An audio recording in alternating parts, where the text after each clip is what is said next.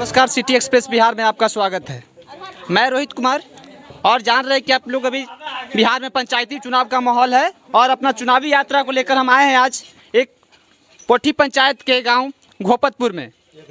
जानते हैं आप लोग कि जब चुनाव आता है तो नेता बहुत बड़े बड़े वादे करते हैं, लेकिन जब आप ज़मीनी तौर पर जा उसका निरीक्षण कीजिएगा तो पता चलेगा कि यहाँ कुछ काम नहीं हुआ है। आप इसी गाँव को देख सकते हैं। मैं अपने कैमरामैन से अनुरोध करूंगा कि इस तस्वीर को थोड़ा सा दिखाएं। ज़मीनी तौर पे कोई काम नहीं हुआ है।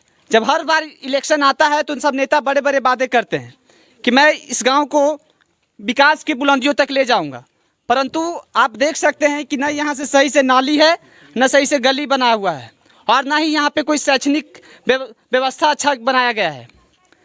तो इस बार का चुनावी मुद्दा क्या होगा इस गाँव में, इस बार की यहाँ के गांव के लोग किन्हें वोट करेंगे, ये जानने का प्रयास करते हैं।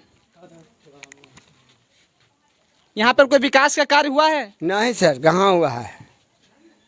यहाँ पे जब पिछले चुनाव में नेता लोग ने वादा किया होगा कि नली गली बनाएंगे, या जमीनी तौर पे कोई काम हुआ यहाँ पे? कुछ नहीं।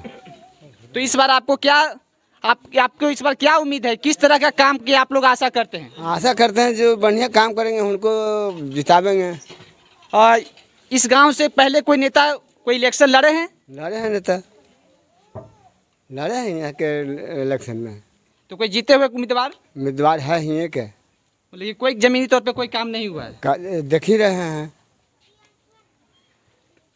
तो यहाँ पे देख सकते हैं इस गांव में किसी तरह का विकास कार्य संपन्न नहीं हुआ है, लेकिन इस बार एक यहाँ के युवा उम्मीदवार जो पंचायत समिति चुनाव लड़ने जा रहे हैं, उन पे ये गांव एक आशा की ओर देखता है। उनसे ये गांव आशा लगा कर रखता है कि जब वो जीत कर आएंगे तो वो गांव के विकास के लिए कार्य करेंगे।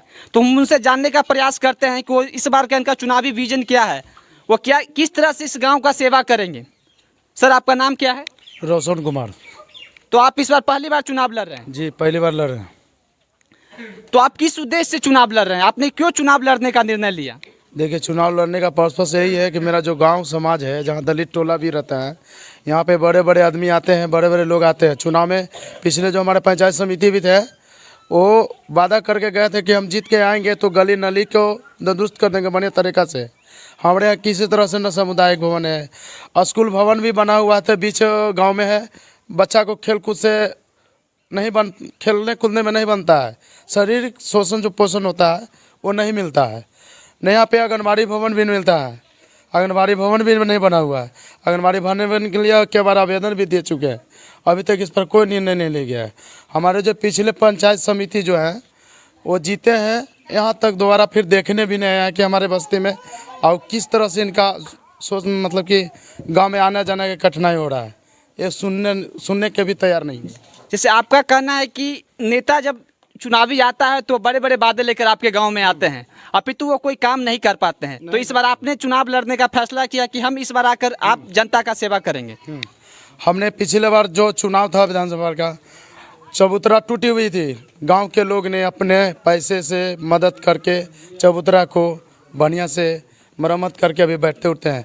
लेकिन इस पर जनता का एक बार आए गए, कोई जनता इस पर विचार नहीं की। तो इस बार आप अपने गांव अपने क्षेत्र के जनता को क्या आश्वासन देते हैं? आश्वासन दे रहे हैं कि हम जीतेंगे, जो भी काम करेंगे हम अपने पहले जितना दलित टोला है सब पर समुचित गली नली बनाकर अपना योगदान देंगे। जैसे आप नली गली बनाने का कार्य करेंगे। जो विगत 5 वर्षों के जो पंचायत समिति उम्मीदवार रहे हैं वो किस तरह का कार्य किए आपके क्षेत्र के लिए? हमारे 5 साल बना है पंचायत समिति, अभी तक किसी प्रकार का कोई यहाँ पे काम नहीं हुआ। तो इससे पहले आपने कभी अपना आवाज़ बुलंद किया? आवाज़ बुलंद तो इस बार मैंने पहली बार चुनाव में किया है कि मैं गांव के जीतूंगा तो पहले अपने गांव का विकास करके दूँ। वो आपके जो पंचायत समिति के जो भूतपूर्व जो जीते हुए उम्मीदवार थे, वो आपके गांव को कभी निरीक्षण किया और नहीं? जी नहीं। तो इस बार आप अपने गांव के जनता को क्या आश्वासन देना चाहेंगे? आश्वासन देंगे कि मैं जीतूंगा तो जितने भी गांव हमारे वंचित है, दलित टोला या कोई भी टोला वैसा है कि जहाँ नली गली नहीं हुआ वहाँ पर मैं पूरा काम करके दिखाऊंगा।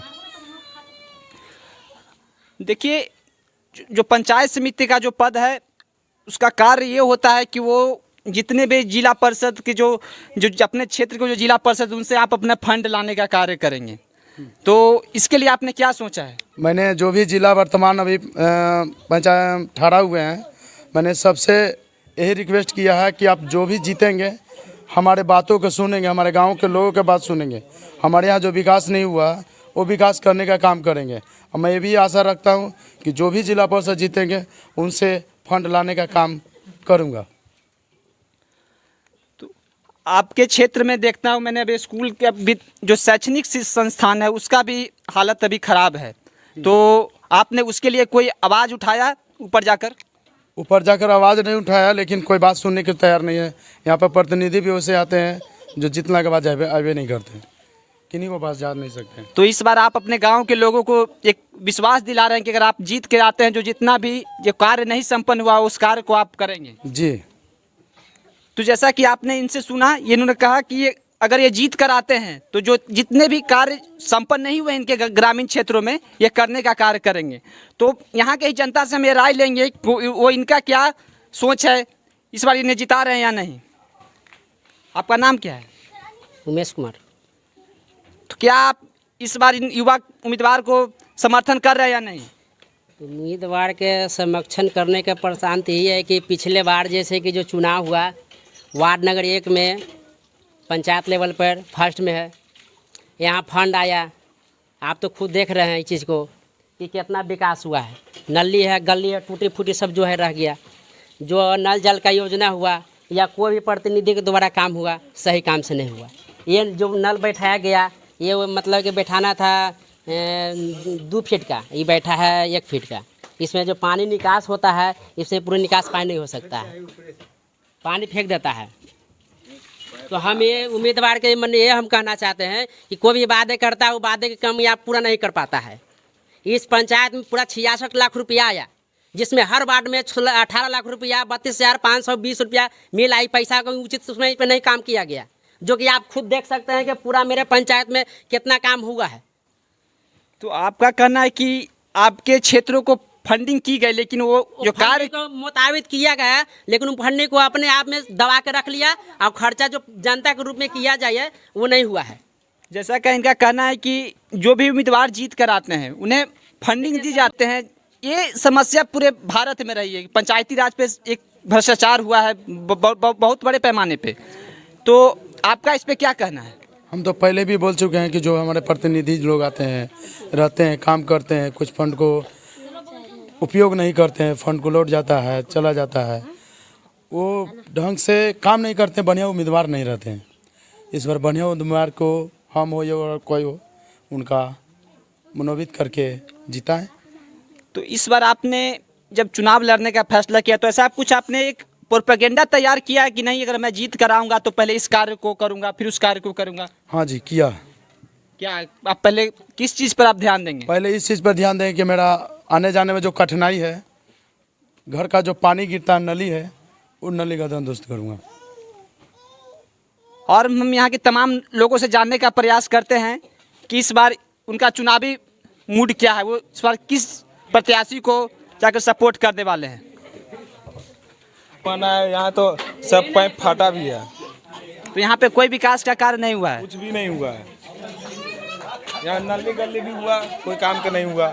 तो जैसा कि आप लोग देख रहे हैं कि यहाँ पे कोई भी कार्य को अंजाम नहीं दिया गया है। विगत 5 वर्षों में कोई विकास का कार्य नहीं हुआ है। पर यहाँ पर एक पंचायत समिति के एक युवा उम्मीदवार का कहना है कि वह जीत कर आएंगे तो सारे समस्या का हल निकालेंगे और अपने निजी क्षेत्रों के एक बड़े पैमाने पर विकास के कार्य तक पहुँचाएंगे। कैमरामैन दीपक के साथ रोहित।